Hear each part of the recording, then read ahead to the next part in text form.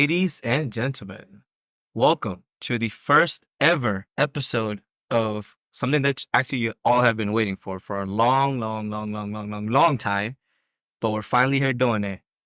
Welcome to the first ever episode of the Empower Hour, brought to you by Panache Youth Society and sponsored by Artisan Co.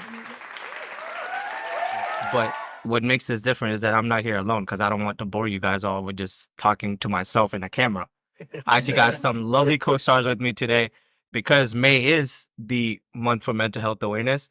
So I couldn't do it without a couple of my buddies that have actually had these experiences and would like to share some light on those. So let me introduce you to my amazing team. First off, I have Zainab. And then I have the spectacular Askari Jaferi. Thank you, Sheeban, and your way to the J. There you go. And last but not the least, Marlen Rodriguez. All right, guys. So welcome to the first episode of this podcast. How are you guys all feeling? Amazing. Exciting. Right? Thrilled to be here at the Empower Hour. Yes. So, what we always kind of get into, and this show, the way we're designing it is basically we all have these different conversations. We're in our group setting with friends, and there's always some good insights that come out, and we're always discussing these serious conversations. And it's something that people are not comfortable talking in front of the camera. And this podcast that, we're now doing it is particularly for that, to bring those behind the curtains, off camera conversations in front of the cameras to kind of bring awareness to our community and kind of let people know that what the actual youth thinks, what we sometimes are not comfortable sharing with our parents. Yeah. Now we can also share with the world. Yeah. So I'm excited to have y'all here. And, since May is the month of mental health awareness, so I want to kind of get a little bit of your ideas on what do you guys think this term mental health actually means?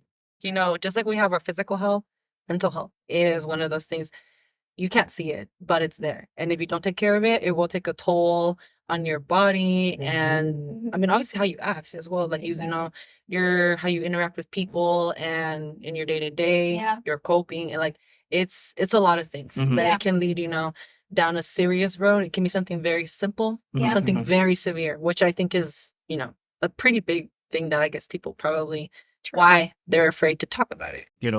We have someone that could be 12 or 13-year-old talking about that, that they're not mentally healthy or, they're going through depression, anxiety. And then we see the same, the similarity in people that are 45, 50-year-olds kind of, that, they're, mentally disturbed and whatnot.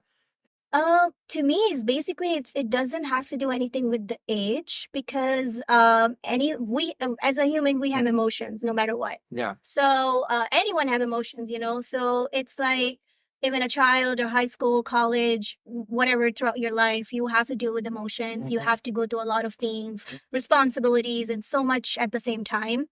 Truth be told, I believe that when it comes to an adult and it comes to a child, everybody has their own part of struggle. Yeah. But one thing that actually hurts me, and that's what we're here for, is the older generation, the baby boomers and all that, they tend to shy away from it and look the other way. Yeah. But problem is, you look the other way, that doesn't mean the problem is over. So it's almost like I'm I'm brown, right? My family's from Pakistan. Yeah. And there was never a thing, growing up that word ever existed. It's, it's crazy actually, similarities between, hearing you guys, most of my friends are Desi and I'm Mexican, but very similar that they come from a place where they at least from my experience, they don't have time for that. Yeah. They don't have time for the stress.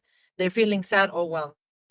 I know, but put it this way, mental stress doesn't necessarily has to come from drama. Yeah. It can be an inferiority complex. Yeah, it can be anything. It can be comparison. Yeah. It's basically whatever abilities you have, your parents or somebody else, by doing the comparison, putting that stuff down, and then now you looking at other people, or what are they doing? Yeah. And that thing, I feel is not just by the teen's life or that age. It's gonna go throughout your whole life, and you compare yourself. You don't look at your own abilities. Yeah. It's because from the get-go, you've been put out of place. Now you feel you're out of place because look at so-and-so, and then look at yourself. It's like a domino effect, don't you think?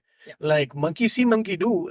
If you see your parents shying away and not talking about their problems, and then they would expect you to do the same because it has been a cycle. Yeah, for their generation. Yep. Yes. And what happens then is when that kid grows up, the latter doesn't know from the right to wrong because that's all he knows and that's all he's seen. Yeah. So now you're getting into like this whimsical of you can say this generational curse Yeah. that you lack empathy, you don't know things, and expression from men in terms of depression or mental We don't know stress, how to do it. Yeah. it is frowned upon. Yeah, we don't know how to do it. You can't see us cry. You want to know something Men funny? cannot cry. Men cannot be sad. That's what the Funny thing you say that Yeah. because even to this day, you go back to Pakistan, if you see a kid cry, first thing the parents say. Yeah. is going to be, "Are you a girl? Why are you crying?"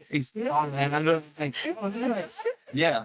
And I think that emotional instability that Yeah. is that where now you're raising a generation of boys that will become husbands and fathers that don't know how to really Yeah. understand what they're feeling. Exactly. That is what leads to all this stuff that we're talking about. But I want to hear, like, since y'all are girls here, do you guys think on, like, how do you guys do it? How do I say is like when the guys get married, they don't even know how to express their emotions because that's how they're raised. That their moms tell them, no, you have to do this, that, every single thing, and then they just don't know how to express. So they think that if I express my feelings to my wife or to my friends, they would think that I'm not a guy. Like I am not a man. You're weak. I'm girlish. I'm weak. I'm not strong. So they keep everything in themselves. And at the end of the day, after like keeping everything throughout the whole life, one day they would be just like, I'm done with my life. Right. And you know the worst part? When the person is gone, they're like, you should have said something. You should have told us Why you something. didn't tell? But parents say, why you didn't tell The us? point is, you became tone deaf to that emotion. That in our generation we face the most is, the reasons for depression, like, it's either like, love related, the stress of education, expectations, all that stuff. I think it plays a big role in breaking us apart. And then normally I've seen when the guys hang out, even with the guys, like in general, they don't even discuss about feelings. They, Like the way girls handle mental health, like, like you said, Yeah. it's more of talking it out, in a very, emotional setting and, like, hey, I'm going through this. Don't worry, girlfriend. Like, Yeah. with guys, we don't even talk about our problem. Like my coping mechanism. That is something that, you do. Everybody does those, first off, but you don't know that you're actually doing it until, I guess, you're like, okay, I'm always resorting to this whenever I feel hurt, when I feel sad, when I feel angry, whatever. Yeah. I know with me, at least, mine is a big outlet for me for coping is writing. And that's actually one of the things that just writing. It helps. And I remember that my dad would get very upset with that. So and I'm just like, well, why get so upset? But it's like, that was me coping. So I think, like, the bigger picture here is that, we are of that generation where 1 in every, like, 3 people are depressed. I'm pretty sure, like you guys all shared it. We all have experienced depression. There's help out there. Yeah. These are, these professional resources as well. We'll be dropping the link as well for those, resources that you can call in the suicide helpline number to help you guys out. And there's a lot of therapy out there too. One last thing that I would like to say is suicide is never the option. Suicide is never the option. Never. It just takes the pain away from you and gives it to your family. Yes. And not even a drugs. There's so many other solutions too. It's just a lack of awareness. So it's just good to like find out the resources, a good friend you connect with, even a therapist. Nothing is a taboo. So Not alone. Yeah. You're not alone. That's it. Not alone ever. I think a message that needs to be sent out is that something that we hit upon earlier, that we want to be heard, but do we want to listen to?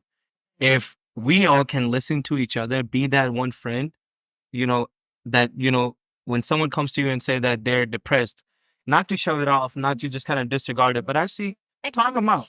Yeah, acknowledge it. That's that key word over here. Acknowledge it. That's really what we need. yeah.